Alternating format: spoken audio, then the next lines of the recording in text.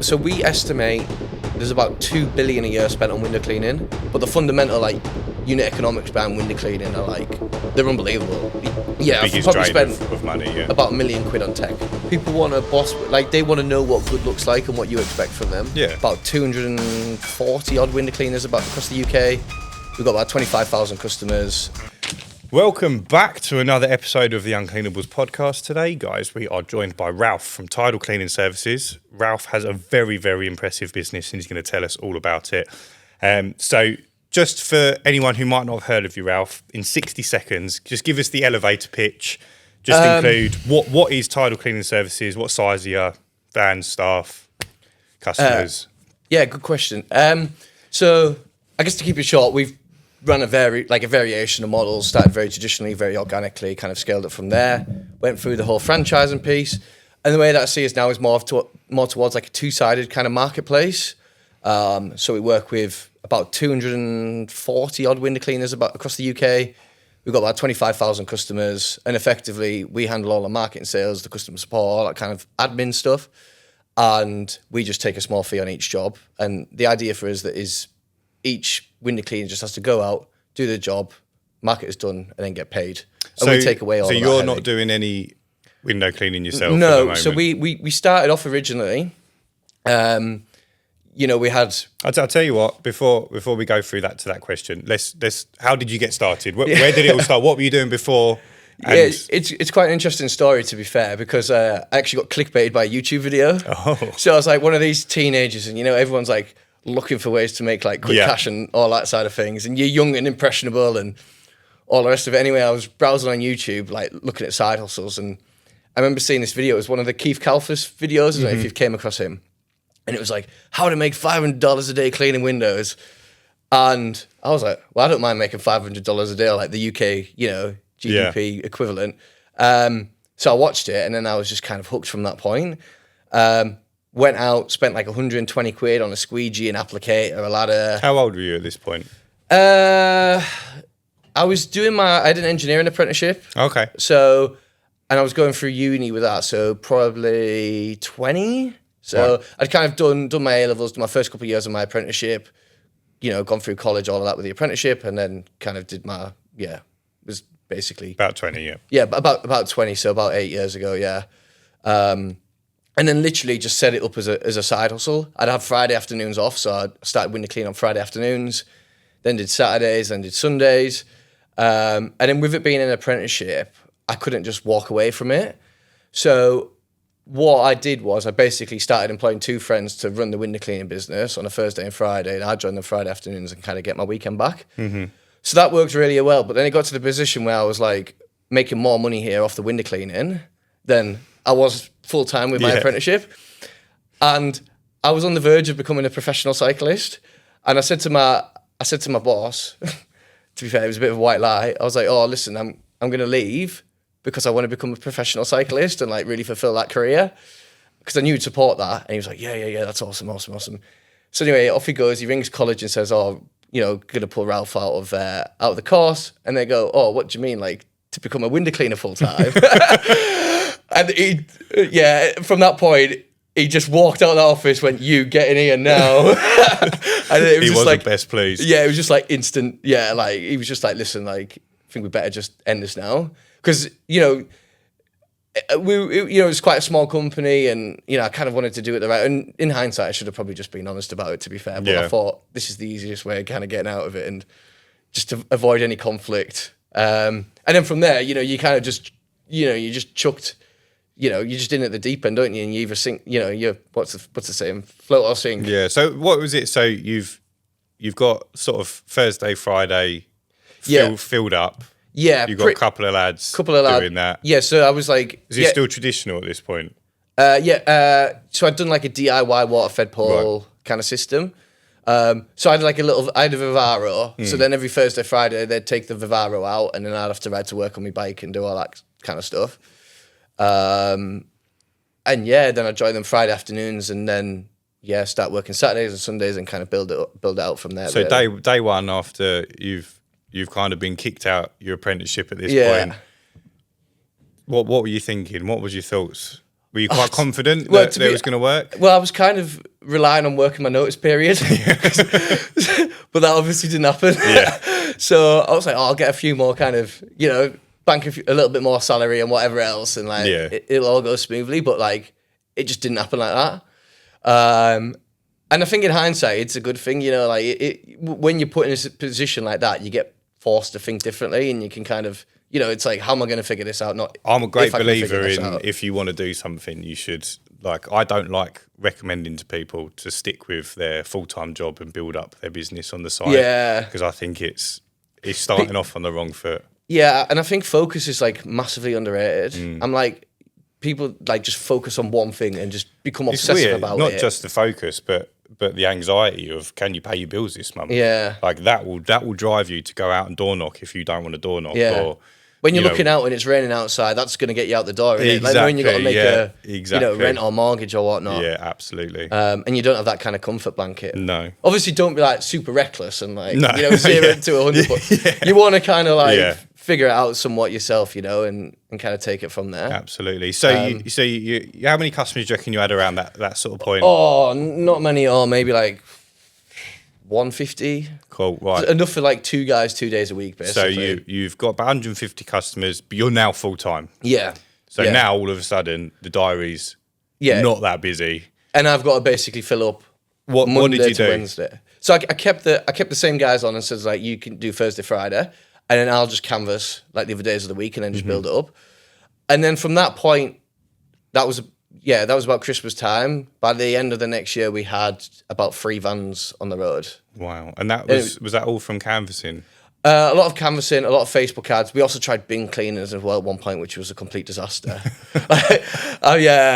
There's a photo where like I just crashed the bin cleaner. I didn't hook it on right, and it just like went through someone's like a car park wall, basically. Oh my god! And I was like, that was a sign just to never touch. Yeah. But you learn a lot needed from one. that. Yeah. And then we kind of scaled up to kind of 3 vans, and then kind of optimized it. And then kind of the next year, COVID came, and that's when, kind of things like went another level, I guess. What we did was we franchised our existing business out. So like our kind of employees at the time would become our first franchisees. Right. And then we basically had this like franchise kind of concept that we kind of sold it just for like cost originally, and then we kind of like scaled that up, and we kind of rolled with the franchise model over the next kind of like 3 years. So how did that work? So they bought into brand setup. Yeah, so we were like, my thoughts were like, people a lot of the time, they're not going to buy the franchise because of the brand, because very few people, like no one knows about you. Yeah. And people don't really care. They just want the service done, and it doesn't really matter who it is. So we were like, right, if we're going to have to pull together some kind of franchise package, it's got to operationally like work really well. And it's got to be something that you can just copy and duplicate.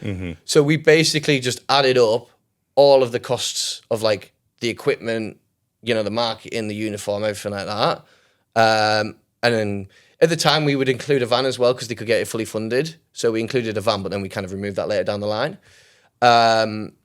And yeah, we sold a bunch of them. And then originally we were on like fixed fees. So we'd charge like, I think it was like 10 grand up front, and then £300 a month after month 6 kind of thing. And then, so you just provided the work. Yeah. That became your job, getting customers. So at this point, we provided, we included an initial kind of marketing budget. So we'd be like, right, for your 10 grand, it was like 3 grand worth of marketing. We'd run that up in the local area during COVID, like CPMs on Facebook and CACs were like rock, like you're getting customers for like I can imagine. £1. So it's just pump, like you can just pump in it, right? It's such a missed opportunity. all of the big, like, like everyone else, it's like marketing is like pulled out, and Facebook works on like an auction-based system. So like you're just getting customers super cheap. Obviously, this whole cleanliness thing.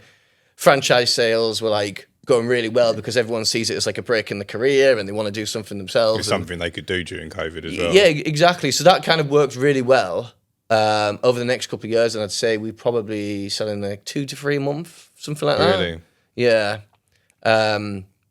And yeah, we kind of repeated that over until kind of like probably like late 2022, 23, something like So that. presumably you'd have to have a team of people working on the marketing, or was it something that you were handling yourself in the early days? In the early days, I handled a lot of the marketing myself. So we had like a franchise manager, and she'd be responsible for kind of finding the franchises, selling them, kind of overseeing them on like a day-to-day, getting anything organised, all that kind of stuff. And then we already had like a customer support team, sales, from our own business, basically. And how many people was that? What was that made up of? At the time, maybe like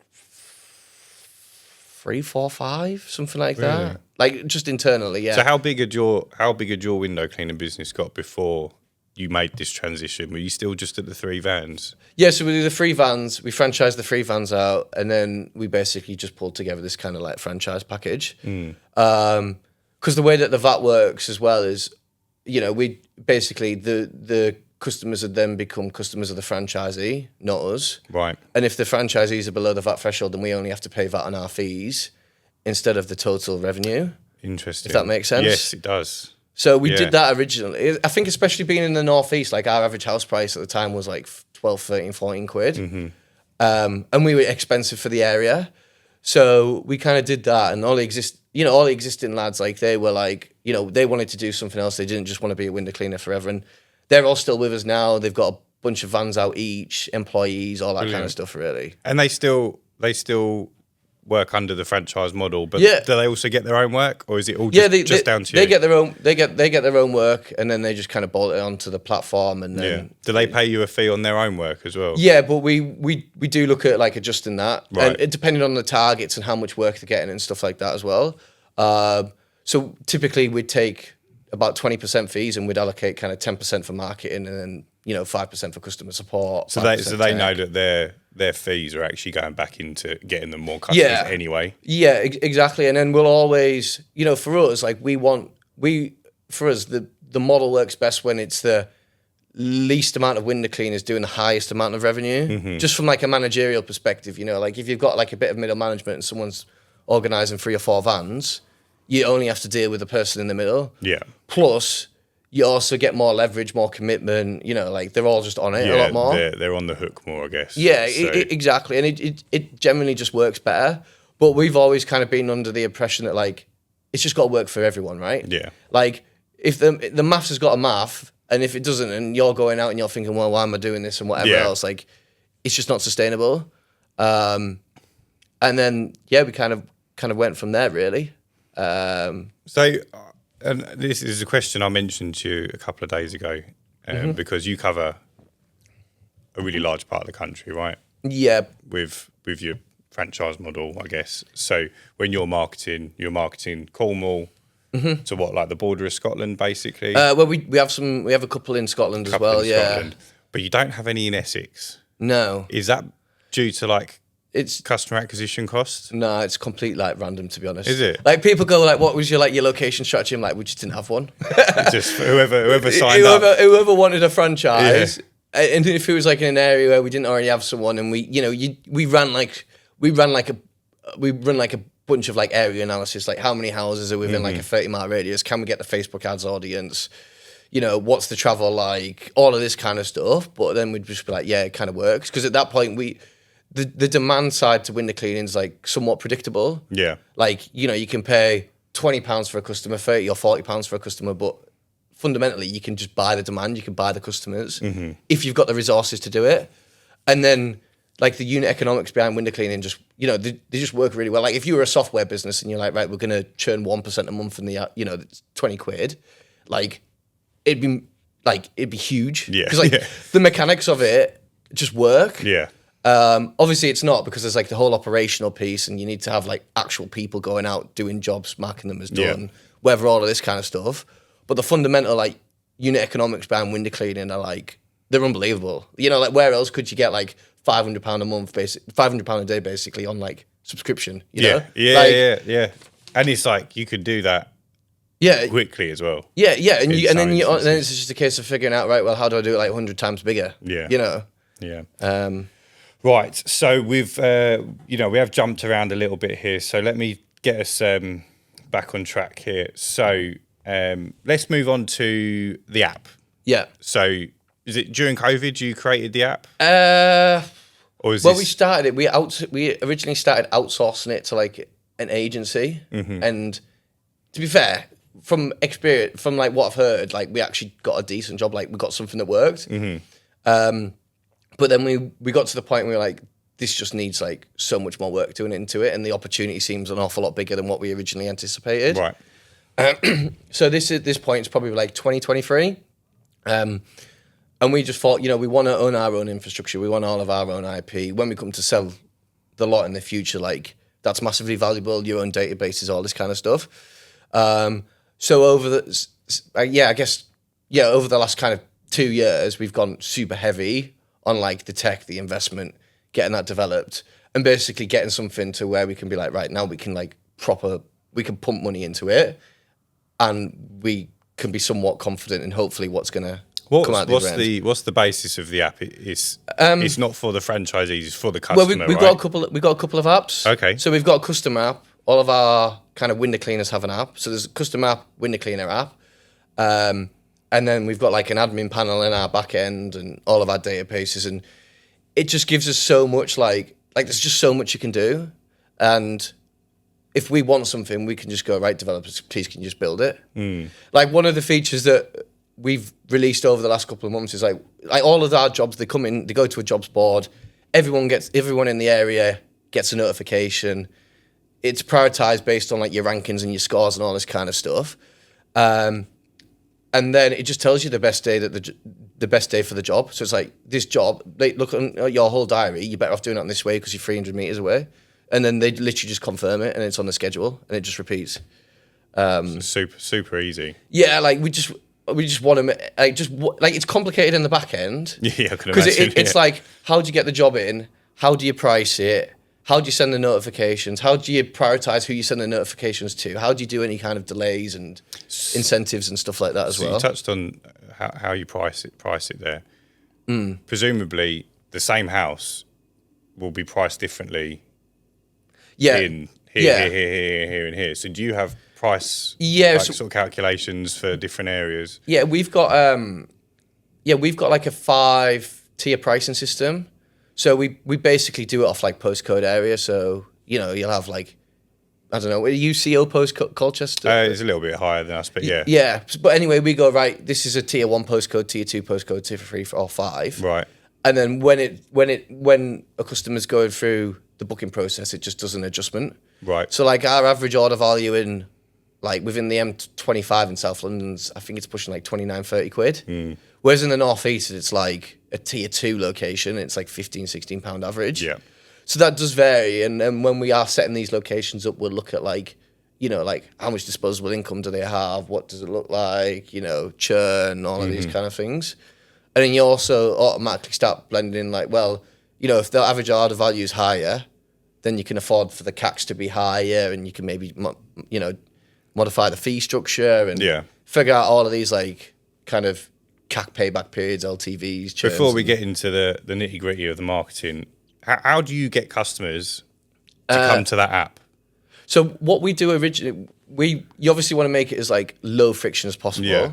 So we send all of our customers to the website, and then they literally just self-service on the website. And then it's like, right, now you've made your booking, download the app in order to manage your service. Right, so it's being sold more as a management service rather than to get new customers, is to manage the existing customers. Is that right? Yeah, and like our assumption, like we're still figuring things out every day, is that like asking someone to download an app is a lot higher friction than asking someone just to click a few buttons and click place booking. I would agree. So we kind of optimize for that. But then, every night when the text go out, it's like, if you want to manage your service, download the app. They go to the app and then it's like, oh, sorry, we can enforce all of these things that like, oh, like, what about if I want to cancel the day before? What about a holiday? You can kind of, all of those like awkward conversations and cancellations and stuff like that, you can just do with the tech. So it's like, we just make a decision on, do we allow customers to cancel the day before? Yeah, yes or no? What about if it goes over into the next day? Well, no, we don't do same day cancellations. Yeah. And then if they try and cancel, it's just like, it's too late. Do they pay up front as well? No. So Some people do. It's an option. Okay. So when they work through the booking process, it's like, register your card now. You won't be charged until the job's completed. Or do you want to, we call it like pay on the day, whereas what'll happen there is the window cleaner on market is done, it'll send the invoice and they'll pay. We did test requiring like upfront payment and upfront cards, but it like tripled customer acquisition cost. Really? And we were like, it makes sense to reduce that bottleneck and then just write off like 1% of the debts. Yeah. You know, like you're net better off. See, this is, I think this as well. So we speak to a lot of people and a lot of window cleaners are under the assumption that 100% go cardless is the best way forward. Like, don't allow anyone to pay any other way, which I understand. Yeah. But my thought process is, again, is bottlenecking that customer acquisition cost. Like the amount of people I get that they say, oh, I don't want to do that. Yeah. That's fine. We can do a card, we can do a transfer, you can do cash. If you want to do that, we'd rather you didn't, but yeah, not a problem. And then, 1 out of 100 jobs, don't pay you. And then you just write it off, and it just comes a marketing expense. Yeah. Yeah. I also think it probably depends on like what's your goals as well. Like if your goals are like, how can we just get like the max amount of customers in the shortest time possible, and I don't mind handling the admin and the headache, then you can kind of roll with that. But if you're like, right, I want to have like the world's most condensed window cleaning round, I don't want to leave a mile from my house, and I want everyone on go cardless, and I'm pure just optimizing for like personal lifestyle. Yeah, then that kind of makes sense. But for us, we've always just said, we call it like pay on the day, but we've got like an automatic debt collection system as well. So like if they don't pay after 3 days, 5 days, like it progressively kind of chases them up and follows up. Yeah. And then if they don't pay, then we get a notification. It's like, right, this person's on the... Would you send like a notice of call? We have done before. Yeah. So presumably only let them go to one clean, right? Well, we sometimes allow two. Right. So or 2 or 3, because what we found was sometimes they'll pay the window cleaner on the day, but then the window cleaner won't mark it as paid. Right. So what happens is like they forget to mark it as paid for 1 or 2 cleans, and then we'd then lose the customer, and they'd be like, oh, sorry, it's just like my fault, I've just not marked it, because we still allow them to collect cash and stuff like that in person. Right. But if they forget to mark it off, then we'd be churning customers, and then it's not good for you. It's not really. It's not good. Yeah. But we just kind of optimize for like CAC, LTV, CAC payback period, really. So obviously we spoke beforehand. You sent me a few bits over, and I've written down one of the things you mentioned, and I'm not sure if we've touched on this in detail yet, but you wrote moving into the marketplace model, and explain in more detail. So have we covered that? Or I can go into a little bit more. Yeah, go on. On like how we developed from like a franchise model to like the market. So like marketplace is kind of like the Uber, I guess, where like you got demand, you got supply, you match them up, and then you basically just take like a fee for like managing that relationship. How it kind of came about was we had like, I think about 40 franchisees, but we were getting, because a lot of our campaigns are like national, we were getting like loads of random inquiries for just areas that we didn't service. Yeah. And we were like, this just doesn't make any sense, us turning down work when there's people in the area that want it. So then we were like, listen, if you want to join, you can join. We can't make any guarantees on the volumes of work or what it's going to be like or anything like that. But if you want to have if you want to roll the dice and see what it's all about, then you can kind of give it a go. And then we have like different kind of fee structures and stuff like that as well. So they would be, so say like I didn't want a franchise, but I could sign up with your service and then pay you a fee on any jobs you bring in. Pretty much. But we've got to respect our franchisees as well. So like our focus is on. They would take priority. They've just got to take because they've made the commitment to us and we've kind of made it to them. But if there's like 10 jobs down, 10 jobs in the town, like it's a poor experience for everyone. If you don't get the job, the customer doesn't get the job, and we don't get the job. Yeah. So we've kind of, that's how that kind of came around. And we've probably got about 200 people on that at the minute. And like they vary so much. Like some people will do like a job a month, 1, 2, 3 jobs. And then others will do like, upwards to like 6, 7, 8 grand, depending on like how it works. Really? But we also have like a ranking based system. So like, all of our window cleaners internally, they all get like a rating. Mm-hmm. So we rate them on like completion rates, claim rates. So yeah, claim rate is basically out of what jobs that you get offered, do you accept? Right. Out of completion rate is out of what jobs you accept, do you complete? Then we've got reschedule rate, which is out of jobs, what percentage do you reschedule? And then what percentage kind of get cancelled as well. And then they're all built into basically like an algorithm. And it's right, like this window cleaner is like a 4.8 rating, like they're really good. Like we can afford to put more marketing and more budget towards them because the data shows that they're absolutely killing it and they do what they say they're going to do.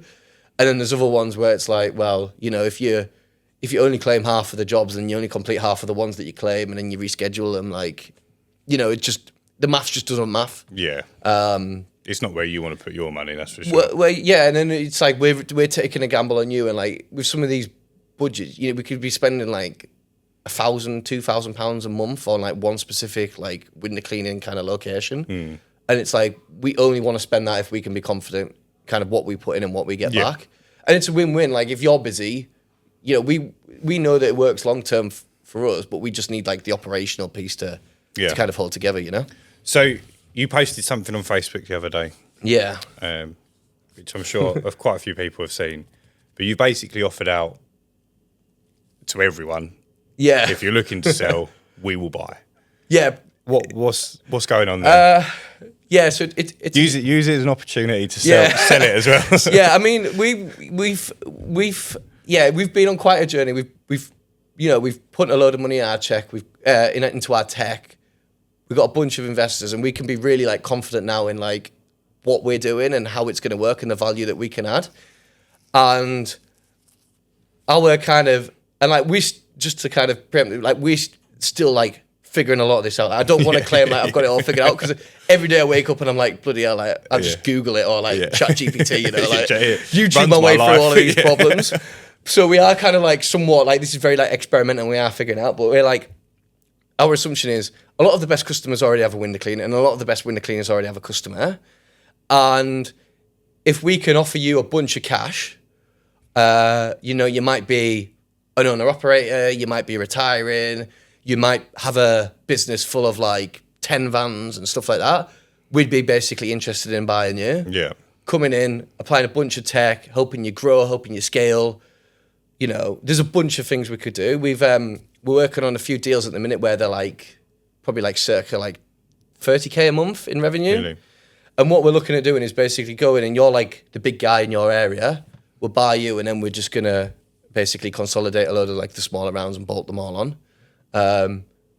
And we can effectively just like leapfrog and just do everything faster, really. That's the quickest way of doing it. And for us, like you have a lot of credit, like when you've got a couple of vans or an employee and stuff, like it's quite a big bottleneck. You've figured a lot of stuff out. It's the hard work, right? So we're like, if we can basically just buy that learning experience for your specific location, if you want to sell a lot and you want us to run it, we can just buy you out. Or if you want to work with us and you're like, right, I'm at 2 vans at the minute, I want to go to 10, and we back you, then how are we going to do that? Can we go around and buy a lot of the local window cleaners? Do you already know them? Do you know, because there's a lot of like hyper local, like demographics and like, you know, I know loads of window cleaners in my own town that aren't even on Facebook. You're not going to find them. They don't even advertise. The amount of five plus fan companies that you won't be able to find online. Exactly, yeah. It's crazy. And it's like, well, if we can effectively like look to make them acquisitions and just bolt them onto what we've already got, then like, yeah, if it works for us, it works for you, you know. And I don't think there's many people that have like if you've got 3, 4, 5 vans and you're wanting to retire, you'd probably pass it down to your children and stuff like that as well. You know, you might not want to cash out. It just depends what you want. But we're like super happy flexible. To work with you. We're happy to work with you in some way, shape, or form. Yeah. And so, have you got like an amount that you pay? Or is it good question. So it does vary, and for us, like the maths, like for us, it's just like a numbers thing. Yeah, like the numbers just have to work. We could if your numbers are good and you're on 50% margins, we'll pay like, you know, up to like 10 times the monthly value. if your work's terrible and you're working full time and you're cleaning like £150 a day or something like that, then it's probably worth like 1 or 2 times monthly value. But then we'll run it through. We've got like a bunch of like financial models and stuff. Yeah. So we'll run it through and be like, right, can we do a price increase? Can we do this? Can we optimize this tech? What can we do to basically like refine this? But if it's the golden opportunity for you and the margins are really good, yeah, well, 10x is like it's achievable for someone who's looking. Yeah, to... we need to be able to justify to like our investors and stuff like where this money's going and like the deals have got to stack. But for us, we like very like high level. We're like the window cleaning industry is massively fragmented. There's like estimated like about 180,000 window cleaners in the UK. There's only 11,000 on Google. In all of the Facebook groups, there's probably 10,000, but there's a lot of overlap there. Yeah, like. It just feels like there's such a big opportunity to just try and like consolidate the lot, and that's what we're kind of trying to figure out, I guess. Yeah. And like a roundabout own, like as I say, we're still super early days, but that's kind of what we're trying to do. Is we've been through a lot of like, a lot of challenges. We've solved a lot of problems, and feel like we've got a lot of experience that we could probably like pass on and help people that just want to scale really or sell. So you mentioned obviously you've raised a fair bit of investment over the last few years. Yeah. How difficult has that been to raise the money, and where does it go? Yeah, I think. So like it is difficult to raise cash. Like our first round of investment was like friends and family, and the original idea was we're just going to go like deep down the franchise model. We're going to get like 100 franchisees, and it was like we're going to do 5 brands and all this kind of stuff. But since then, we've just become like hyper focused on window cleaning. So we did like a small kind of friends and family round, raised like 100K there. And then over the last couple of years, we've kind of raised some more like institutional kind of venture capitalist money. But like, it is really difficult. Like 1% of businesses that try and raise money, because our approach is like, we want to take it to like 100 million. I've heard this statistic before. They're like, you should ask 100 people. Yeah, for money, and one of them will give you the money. Yeah, and there's so many things that need to go right. Like, you need to meet their investment thesis. They need to meet you. Like, you're going to be working really closely with these guys. Can they follow on? Can they give you decent terms? Are they going to be a bit of a pain in the ass? Like, we're really fortunate. Like, I get on with ours like super well. I've got them all on WhatsApp. You ping them messages. How many different investors have you got? Just a rough. On our cap table, like 25. Okay, so there's a fair few amount of people. Yeah, but like 80% of it comes from one person, right? Okay, or like one kind of one kind of group, I guess. Yeah. So yeah, like, but like we're just like we want to, we kind of like go big or go home, and we'll just see how it all plays out, I guess. But it's all been spent on tech and effectively like getting our infrastructure into a position where we can be like, right, now we can just like. So is tech the biggest? Yeah, biggest drain of money. Yeah, about £1 million on tech and really? Developers and designers and Do you product have managers and developers in house? So our investor owns they own like a venture studio. Okay. So they were like, basically, we'll give you a chunk of money, and we'll also handle all of your tech and all your headache. Which works quite well because it's like, well, when it doesn't work, like in his best or his or her best interest to get it right. Yeah, and like we're all like working for the same thing, right? Like I'm a solo founder, so it's like I've got enough equity to give away. I'd rather have like 40% of a bigger pie than 100% of something small, like it's just how the money works, I think that's a very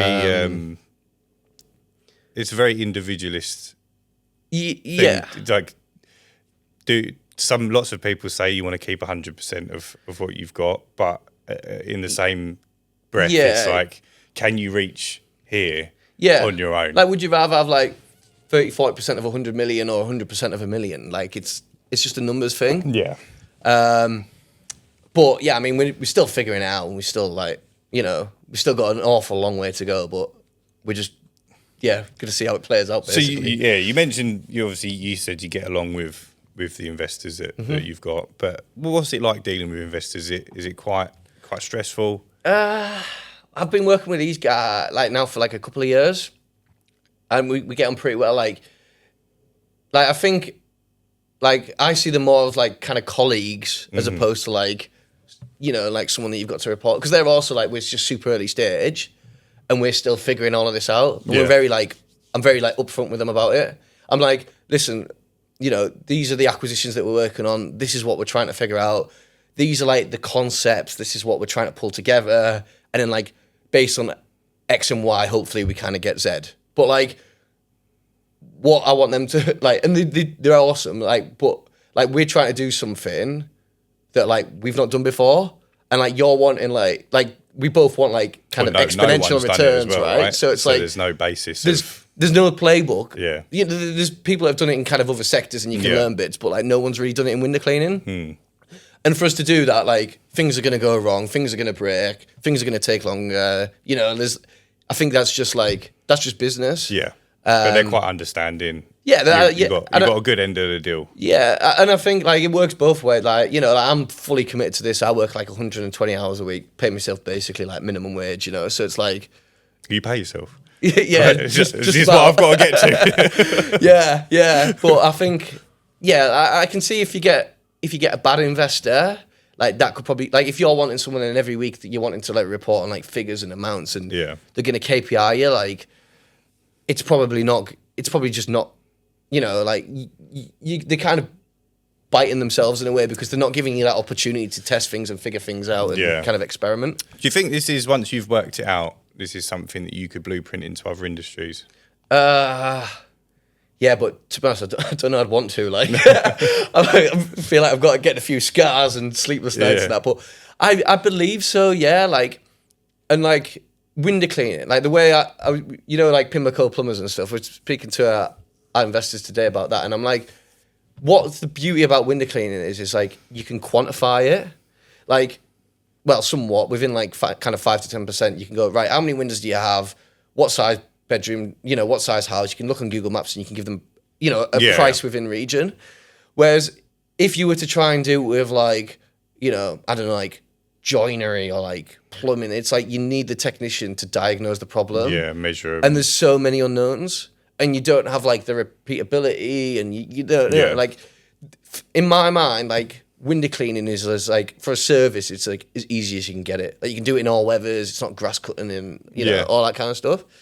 But like our idea is like we'll grow it to as far as we can get it with just window cleaning, and then we'll hopefully sell it on to someone and be like, right, we've done this with window cleaning. Like, now this is your opportunity to, we've bought on, all of these other glass cutting or whatever.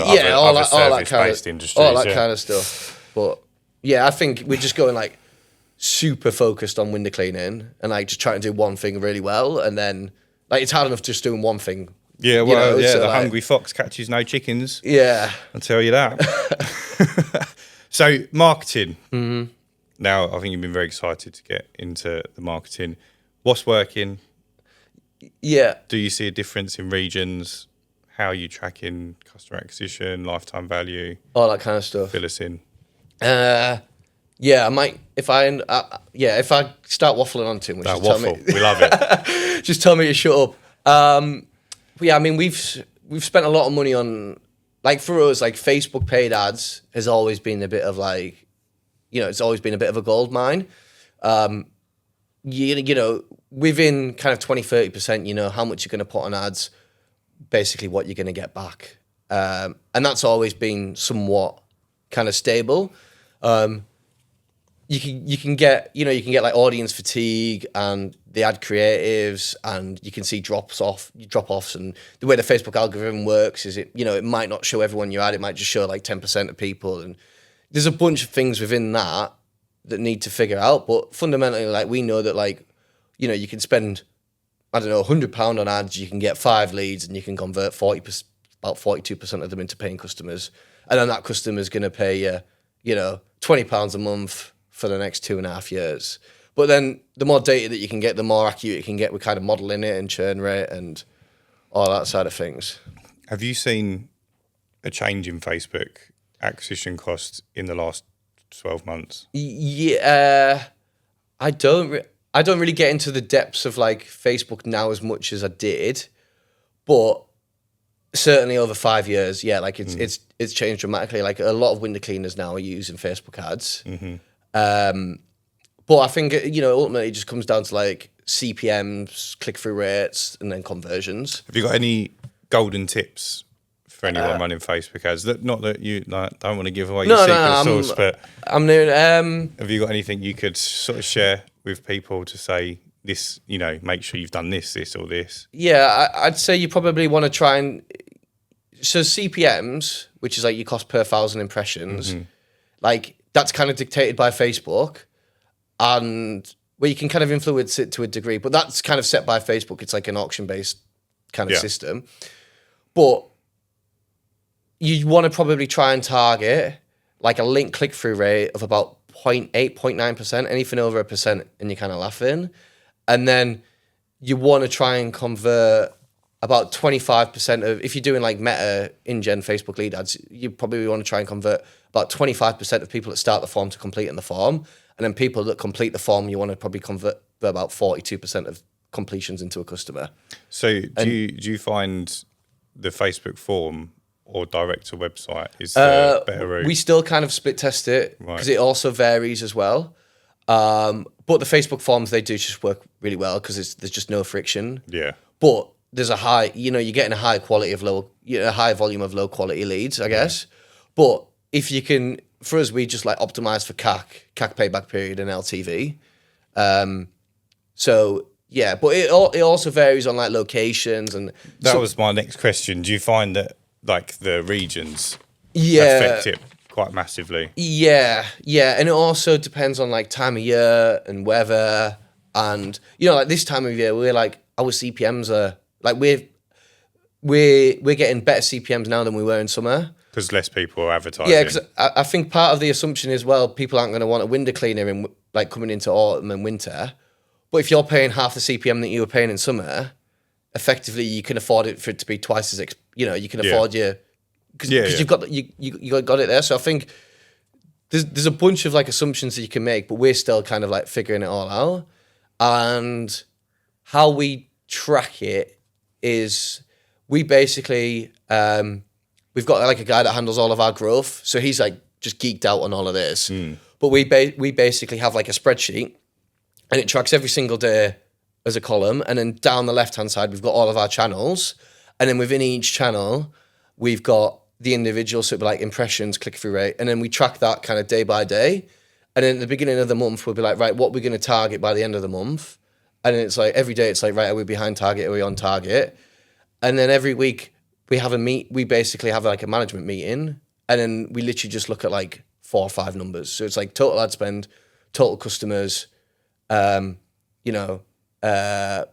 acquisition cost, average order value, average fees. And what sort of customer acquisition costs are you seeing at the moment? It varies. Like for some really good locations, you're looking at a tenner, and other ones you're looking at like 60, 70 quid. Really? Yeah. So not anything less than a tenner. Really? Yeah, probably not. But like fully blended, like you can probably get it to like £8.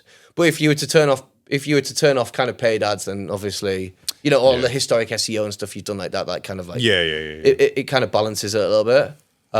But yeah, we literally just like our growth guy just looks he goes like super deep in the numbers, and then we basically just have a sheet and it's like, what did we predict? Were we on target, above target, below target? It's like red, amber, green. And if it's a red, then what we're going to do to fix it by next week, basically. So, and then if we see greens, then we don't discuss it. Yeah. You're obviously heavy on Facebook ads. Do you do other forms of marketing? Google, leaflets? We don't do leaflets. No. Just because like the economics of it just don't work for us. Like if it's I don't know what CAC is. What's the CAC for like a leaflet customer? Like £60, £78? So mine was much higher because I didn't hit the rate. I think it's probably wrong time of year. And I went with a bigger leaflet. It's more expensive. Yeah. But I think if you, even at the rate, the close rate I got based off what I sent out, if you could reduce the print costs and keep the same, probably about £60 to £100. Yeah. Yeah, because I think we're playing a slightly different game to everyone else. Is the way that I kind of see it. Like, your most people, and I think it's like they optimize for like how much revenue can I do per day per van, which is the right thing to do. But for us, as we basically take a percentage fee, ours is just like how big can we grow it? Yeah, because we want 20% of a bigger number, it doesn't necessarily matter what it is per day. Yeah. Unless if it means that the more per day, we can charge higher fees. You know, like if we bought window cleaning rounds and we take higher fees on them, because if you're paying like 5, 6, 7, 8 times per round, we like, right, well, we want 35% of that. Mm-hmm. But then net better off. But then the window cleaners net better off by the end of the day, because they're taking home 65% of £500 instead of like 80% of like 300 quid or whatever. Yeah, However the numbers work, you know. Have you played around with any like themed marketing? What do you mean by theme marketing? For example, and it's something I'm trying this week. It only went on yesterday, but I've done a Halloween themed Facebook ad for window cleaning. Okay. It's don't let your dirty windows be the only scary thing this Halloween. You know, something like that. Yeah. Halloween, Christmas, Valentine's Day. Have you tried anything like that? This won't come out until after Halloween. Yeah, so if it's all gone terribly wrong, no one can steal my idea if it's gone right. like our creative game's proper weak. Oh, really? I'm like, we just need someone to come in and sort all of our creative. Like we just need to be on TikTok. Like it's just not good at all. So I guess that'll probably fall within like the creative. Like at the minute we're like kind of more performance based, but we've not really done anything. Do you think the creative plays a big part in those numbers? Any of those numbers? Yeah, I think the creative side, it just brings your blended cost down. You know, like if you're paying £20, £30 for a customer, and you're doing creatives and all of the rest of it, my assumption is it'll just bring your net CAC down. But it's also a bit of a risk, isn't it? Because it's hard to attribute any kind of like sales towards it, which is probably why we've not, like if we could like purely quantify it, I think it'd be good. But also it's like we don't cover all of the locations, and like, if we only cover 50% of inquiries, then effectively we're losing 50%, but it might be net better off. But it's just something we've just not had the resources and just not had time to figure it all out. But I think it could work. Like loads of people kill it, don't they, with like creatives and... No, well, I think the more basic the creative actually performs better. More authentic. If you try and... Well, I just think it's like people want to know what they're looking at as quickly as possible. Yeah. It's like that less friction thing. Yeah. So, window cleaner, these areas, these frequencies, from this price. Yeah, exactly. Okay. You basically, like... If those things apply to me, I'll inquire. Yeah. But if something doesn't apply to me, I won't. It's like you just need to make it as relevant as possible. Yeah. Like if a customer's looking at your advert and you've not said the locations, and it's like, well, I don't want to inquire because I don't actually know if they like. Yeah, even though they're seeing the ad, it's like. Yeah, it's like, well, what objections do they have? Like, is it like when you like we're playing around with like some new kind of tech at the minute to basically automate all of our marketing setup and like basically everything. So what we've basically realised is that our ads and our conversions perform better Monday to Friday, and and we also know where our window cleaners are going to be the next week. So what we're basically building the devs are building at the moment, or one of the devs, is we're basically pulling a list of all of our top window cleaners. We're figuring out what postcodes they're going to be in next week. We're then using AI to create custom adverts that are hyper local to like your postcode area, and then it's setting the adverts up on Facebook, and then it's scheduling them to run from Monday morning at 7:00 to like 5 PM on a Friday, and then it'll just repeat each week. So we can pull a list of like 200 postcodes, set all the ads up. They'll go to the jobs will go to the app. The window cleaners will claim them, and we can be confident that they're going to get service next week. Because if they're not going to be in the area for another, I don't know, couple of weeks, like you're basically losing the customer. Yeah, you think so? I think it's just not a good customer experience. Like you want to try and service them as quickly as possible. I agree. You want to service them as quickly as possible, but I haven't. Like some of my Facebook customers, I don't have huge confidence in them being good customers. So maybe I take a couple of liberties, but some of them I'll just be like, it's 3.5 weeks. Like I was in your area yesterday. You're gonna have to wait 4 weeks. Yeah, if you cancel them. like not that fast because you're probably going to cancel on the first after the Yeah, first you clean probably anyway. yeah. So, It's like there's a lot of like little bits like this, like you can go super deep I on. think as well, in one way, if they're willing to wait, they're likely to continue the service. Yeah. Because they understand that, well, I don't mind, I haven't had my windows cleaned for X amount of time. What's another 2 weeks? And it's going to be a regular thing anyway. Yeah. It's the ones that want it like yesterday because they've got a party at the weekend. And it's like, it's just not fishy. Yeah, There's a couple of red and you're flags booking a there. 4-weekly service somewhere. Yeah. I had someone the other day, and it's prompted me to change my terms and conditions a little bit because it winds me up. But they had their windows cleaned in the morning. In the afternoon, they texted and cancelled the 4-weekly service they booked. So they'd chosen the cheapest possible version of their makeup of their property, had the clean and cancelled on the same day. Yeah. I was like, Come on, mate. you know what you're done. doing. Yeah. Do you have like a free clean minimum or anything like that? Do you have it covered? I tell them that I've got a free clean minimum, but there's nothing in the terms and conditions. So I'm going through the process of just updating my terms and conditions, and then I'm going to put it in the quote. Yeah. Basically. Can you get it so they have to confirm it? Or? I probably could, but it would create a lot of stress in my brain trying to work it out. I think on Facebook, do you use like meta ads, right? Like the in-gen Facebook lead forms. I think you can add like custom like privacy policies and stuff. Yeah, I just link it to my I think you've got to put in your terms and conditions and your privacy policy, right? So they go to my website. So if I update them, they're basically they're covered by it. They should be. But it's that whole argument. They're not going to read it. We know they're not going to read it. No one goes through and reads them. And it's like, if you try and enforce it and they turn around and go, I ain't going to fucking pay you. Yeah. It's like, what can you do? It's just not worth it. Yeah. So is it even worth potentially getting a negative review because you're trying to enforce a 3 clean minimum for someone who just doesn't want your service in the first place? And there's a couple of lads in the Discord that have said like, they've had someone, and they've mentioned that it's 3 clean minimum, here's the terms and conditions, and they've gone, okay, I'll cancel after the 3rd clean. Yeah, and it's like, do you even want to go back and clean? I appreciate you're trying to recover your costs. Doing it for, yeah. But like, you're filling a space in your diary. It wasn't so difficult because I had loads of time in the morning. Yeah. But the time's just slowly come away with me. Like, I spend it doing other stuff now and fair play, building stuff on websites. And what are you building? Anything cool? Just an automatic price. Oh, like a calculator? Yeah, like a live, so it gives them a live price.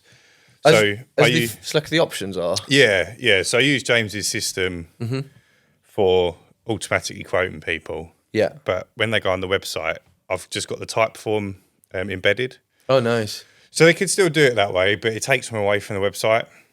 Is it not what's the word? As in, it's not emerged in like. Yeah. Does it open another link or is it? No, it's in the website. Right. But if they want to then book, it takes them away. Whereas I want to keep them on the website, so then they potentially then read something about gutters, soffits and fascias, whatever. But also, I don't really want people to get quotes unless they want to book. Yeah. So it's like, if I've got the price live, then I don't even get a notification unless they've booked in. Why don't you want the data anyway? It just can't be asked with the admin. I don't remarket to anyone who doesn't book in anyway. You don't? No. No. Because, we ask on ours, we ask like name and number and stuff. Yeah. At the beginning. And if they abandon the cart, then we add them to a flow where it's like, we noticed you started placing your booking and didn't finish. Yeah, see, if I was like, I think if I had more time to focus on that sort of stuff, I'd implement it all. Yeah. But like where I'm still out cleaning, I'm trying to make it as like simple as possible. And so I've got a VA that answers the phone out of hours. But the calls don't even come to me anymore. Nice. I just send them all. Only out of hours calls or all calls? No, all calls. Nice. Unless they call my mobile. If they call my mobile, it comes to me because they know me. Hopefully. Yeah. So the numbers on the website. I've got a local number and an 0800 number. Both of them go to the VA. Nice. So like generally when I finish cleaning, and I don't really do more than half days at the moment anyway. Nice. But I then have to come to the office. I've got to call anyone who's like left a message. Yeah. I get back to them. Generally there's a couple of bookings that I've got to book in and sort out first clean dates for. And then before I know it, it's like 4:30. Yeah. Your time just flies. Yeah, though, I haven't like, loaded the van for tomorrow. I haven't filled up the water. Yeah. You know, then you need to change the resin because you've checked the TDS. Just yeah, all of that. I'm rebuilding all 4 vans at the moment as well. Bloody hell. Just to, I think that was the computer. Just to increase efficiency. Yeah. So like, I've always worked on just increasing efficiency 1%. Find out where you can increase it 1%. Yeah, and they all add up. And the biggest one that I've done recently, which has like absolutely changed the game for us, is I completely redone the diary. Okay, nice. How'd you work it? So I split all of our areas, like the bigger areas, into the ones that we're busier with, into A, B, C. Okay. So then I moved all the jobs that are due on, say, Hockley A to the same day. Right. Either it was 4 or 8 weekly, you know, on the same right schedule, so that on that one day we'll come and do 20 jobs in Hockley A. You're 30 seconds away from each property. Yeah. Whereas before it was 3 Hockley days where you'd do. Oh, you had Hockley as a whole instead of Hockley as a whole, and 3 days in the diary. Ah, okay. And we were doing, you know, 5 in A, 10 in B, 5 in C. Right. So you were travelling that. It's not a huge town, but you were travelling across the whole town doing jobs. Whereas now we're just in one segment. Yeah, hyper focused. Yeah. And we've gone from doing 500 quid days finishing at 3 to like 500 quid days finishing at 1. Yeah. It saved like 2 hours a day on some of the rounds. Yeah. Yeah. That's pretty incredible, isn't it? Yeah, that was huge. And like brilliant for morale for the staff. Because they're they on day rate or? So I pay them salary. Okay, nice. But like I'm just a firm believer in I want you to get this much money. If you can finish that at 1, I'm not going to go, well, you can do another 3 hours work because I'm paying you till 4. Yeah. It's like, you've done what I've asked you to do. Like, go and enjoy the rest of your day. Yeah. Because keep good stuff that way as well, don't you? Exactly. Like, I think as long as they've worked for an arsehole before, you keep good stuff. Yeah. Some of them don't realise what they've got until it's gone. But that's a huge one for me because I'm like, obviously if something needs doing, then the understanding is you've got to chip in. So like Elliot today, he had 25 jobs in Chelmsford, which is about half an hour away. Mm-hmm. But we were doing Chelmsford C, which is the north of Chelmsford. So this is basically as far away as we can go. Yeah. We've got 2 jobs that are about 15 minutes north of the closest one to them. And obviously just a little bit out of area, but on the same road. Yeah. So I'm like, I don't mind driving 15 minutes extra for 50 quid. Yeah. But I don't want to do it for 20 quid. Yeah. So we'll keep them 2 jobs and then early next year we'll branch out into the town just above where they are. And how do you get them? Do you do much door to door, any canvassing or anything like that? Or? I don't personally know. So we've not used canvassing before, but I've got a guy going out canvassing for me on the 1st of November, so a couple of weeks. And then I've also booked him for a minimum of £500 worth of work every month for the next 10 months, January to October. Yeah. I don't know if you've seen it. We used to have our own internal canvas. We use a system called Sales Rabbit.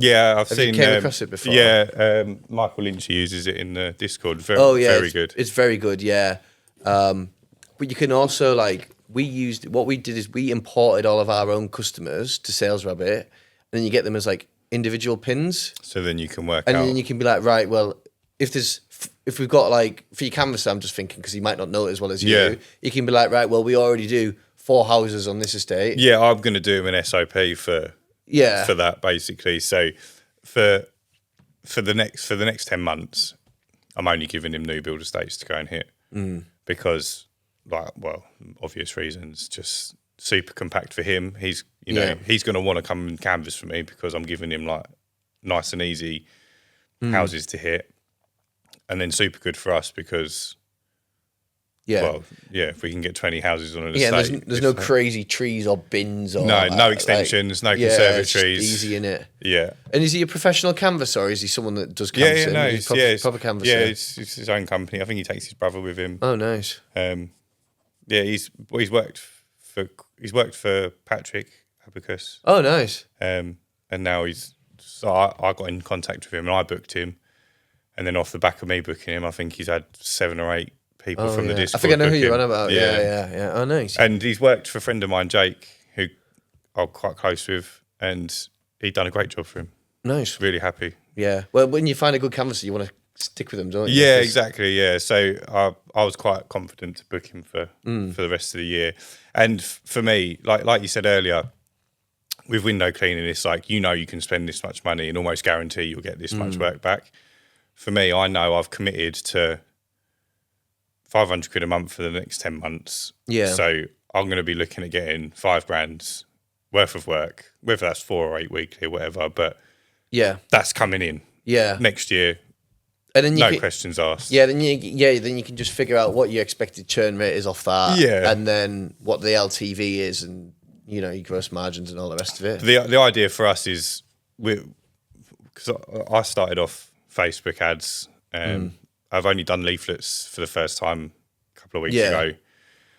So a lot of my work was like dotted around. And the more we spent on Facebook, funnily enough, the more we ended up adding in work on the same roads we've got. I think subconsciously people might see the van, then they see the ad. Yeah. And it's like a two-way sort of attack. Then they talk about you and you pop up in the local WhatsApp. Yeah, exactly. Yeah. So bit of omnipresence. We did start getting a lot more condensed, which was lovely.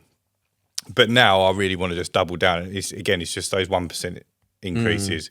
If I can say to him, look, we've got 3 on this road, can you go get us another 5? Yeah. And then we can do 7 on that road, even if a couple of them drop off. Yeah. Hey, you're winning, aren't you? Like exactly. Your daily earnings are going to be We've already got the 2 because we're already going there. Yeah. So it's like, and that's the sort of attack we'll go with. So like there's an estate not far from here, we've got 5 or 6 on. If we can add 15 to that, 10 to 15 jobs to that, that's a whole day on that one estate. Yeah. That creates a whole nother day in that area for me. Yeah. So then I can have 2 vans go out in the same area. And I'm sure there is a psychology behind it, but when we had 1 van, we didn't really get anyone contact us and say, I've seen your van. But since we've had 3, 4 go out a couple of times this week. Yeah. You're just relentless, we've had 3 jobs. Yeah. We've had like 3 jobs come in from people that have said, I saw your van. Gives a lot of confidence, though, I think, to the consumer when they see, like sign writing and, even if they in Tesco's and they see your van, it's just like, it's just always, it's just the omnipresence, isn't it? It's just always there. Yeah. And then it becomes a case of, well, when I need my windows cleaned, well, it's those guys. And who's the first person they see if you've got X amount of vans going around all in the same area? Yeah. I think that's... And I think as well with window cleaning, like, there's so many window cleaners, you just need to do a bit, like, you just need to just look a bit better. Yeah. It's not like a massive, hard, barrier to entry. You just need to do, like, minimum expectations. We've said this a few times on the pod. It's like, you don't even, like, all you've got to do to get ahead in window cleaning is answer the phone and turn up when you said you're going to turn up. Yeah. And then you're beating out 80% of the other guys. Yeah. It's like, it's crazy. It's crazy. Right, let's get back on track because we had the camera overheat and now we've had a nice little chat. So coming back to the marketing, how do you, sorry, I just want a question that I forgot to ask you earlier. How are you tracking lifetime value? What assumptions are you making? Oh, yeah, well, it's quite a... Yeah, so we have a bunch of tools that we use. So we use Mixpanel. I don't know if you came across Mixpanel. I've not heard of it. No. It basically allows you to, because a lot of ours is done all through our own tech. We can kind of like add a load of like bits, but we basically just track every single button that every single customer clicks, and it just sends like a signal, and then you can build like customized funnels and stuff like that as well. But in our own database, because it's all on our own tech and all our own database, we can like create like a bunch of like queries and customs, and we can basically add custom sources, and it's all just done automatically. So I can go, right, I want to run a report on how many customers we've got for this source in this location over this time, and then it'll just spit the numbers out, and then you can look at like the churn and the LTV. Almost you can kind of end up in too much detail. Yeah. And it's like, then it's a case of like, what are the I must have spent about a week at one point trying to figure out like, what's the definition of claim rate? Because like you think originally it's like, oh, well, it's just the number of jobs versus the number that are claimed. But then what about like, then do you consider customers that have kind of came before and then it's a new booking? What about if another window cleaner's rejected it? Does that then need to be considered for claim rate? What about if they're not a good customer? What about if it's an odd job? All of these like random things. Yeah. And it's just like figuring out the definitions for them and how to track it and try not to get analysis paralysis, which is why now we're like, right, each department's got like 5 to 7 metrics and we'll just look at them once a week and like, I'm going to try and avoid the detail if I can. Yeah. Because like, that's just not my bite. You can overlook into like, it. You can overlook into it and then you're thinking, oh, like I can like model all of this and like, you can figure out churns and CACs and where's the best and where should you best put your money in. Obsessed with the wrong thing as well. You can do, yeah. But and fundamentally, we're like, well, we just want the best window cleaning stuff. That like customers are somewhat stable and like they always kind of behave somewhat predictable. The big kind of variable for us is literally just the window cleaner. Like the difference between a good window cleaner and an okay window cleaner is like exponential. Yeah. Like we look at our data and we're like, there's a reason why like you've been with us like a year and you've already got like your second, third, like you're already wanting to do this. And then there's some people that have been with us like 3 or 4 years and like they're just tinkering on and then like, like it's not for them. Like they're good and they do the job and all that kind of stuff. But like, and that maybe that's all I want and there's nothing wrong with that. But it's for us, it's like, where do we just get our biggest returns? Yeah. And how do we offset that? And, but I think you could just go into a massive rabbit hole when you've got like spreadsheets and databases and like, you can almost oversweat it. Do you know the average lifetime value of a Facebook customer? So our average LTV is 9 to 1. Okay. Our CAC to LTV ratio is 9 to 1. So every pound we put in, we get £9 back. That's pretty good. But I think a lot of the time, people underestimate how much they can spend on marketing. Like I think, like if you said like if I give you £10, you're going to give me effectively like £90 back over the next 3 years. Like you're just going to pump as much money into that as you possibly can. Yeah, I think it falls down when people they don't take into consideration the cash flow, right? Yeah. So it's like, yes, you get 9 to 1, but is it over 3 years? Because you've got to spend your £10 that you don't have now for £90 over the next 3 years, for £30 a year. Yeah. But if money wasn't a bottleneck. On scale, it's great, but you've got to fund it. Yeah, you do. And that's the challenge. Yeah. So we also measure a like CAC payback period. Mm-hmm. So like, how much did we pay for this customer and how long can we get it back? So with like a bunch of our window cleaners, we've been like, right, well, we're going to keep like 50% of the first clean because that just allows us to bring our CAC payback period back from like 6 months to like 3 months. Mm-hmm. And it means we can reinvest more in your location.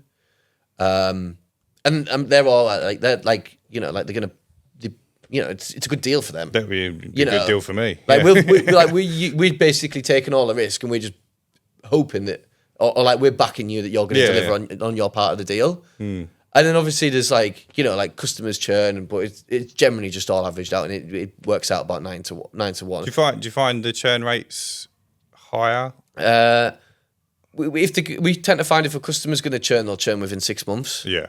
And like some of our most established work, like churn rates like 0.7, 0.8% a month. Okay. And it just operates like that. Yeah. Which is wicked because you're like looking at it and you're like you've basically now got this like asset that just like is super predictable, providing you can deliver on like the operational piece. What's the churn like for month 1 of a new location? Yeah. I don't know off the top of my head, to be honest, but I'd probably estimate it like I think for Canvas customers, you're probably going to be looking at like 50% after 3 to 6 months. Yeah. And then for Facebook, yeah, I'd say maybe about 30% after 3 to 6 months. But I'm kind of like, they're just in an educated guess, I guess. Do you know what your marketing spend is Yeah, it does vary massively month on month.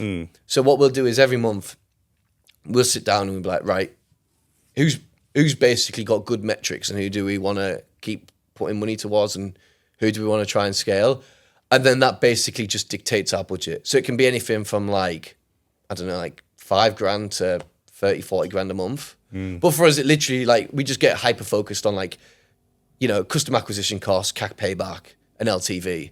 And as long as they're stacking, then like the maths just maths, like. Do you have any areas where it's like always exponentially higher than normal? Somerset was like. Do you think that's because it's more rural, it's more spaced out? Yeah, it was really rural and like like CPMs are high. Like London's pretty good. A lot of the highly dense areas perform better because I think Facebook has a bigger opportunity to optimize it across their audience. So it's surprising with London actually, because you'd think there's a lot of people travelling into London that would see the ads that don't necessarily live in London. Yeah. So when you advertise in London, do you find that actually you get leads from areas around London as well? We've probably got across South London, so we've probably got about 10, 15 people. So it's pretty covered. So like if you're inquiring, like we cover it basically. But then we just group that as like one kind of audience for the moment anyway. Right. I know you kind of mentioned on it, but how have you implemented AI and other automations into helping you scale? Yeah, so there's a bunch of flows like what I discussed earlier about basically using AI to create identify where we're going to be next week, set up custom ads, state the town, city, say in the advert, right, we're going to be, customers of Colchester, we're round on your house next Wednesday or something. Like you could get hyper focused with that. A couple of other things that we do, we had like a part-time like AI kind of data engineer for a few months. And he basically he pulled all the information from our database and it was like a 50-page report. And it was like, these are your cancellation reasons, this is that, this is customer feedback. It was really beneficial, to be fair. Yeah.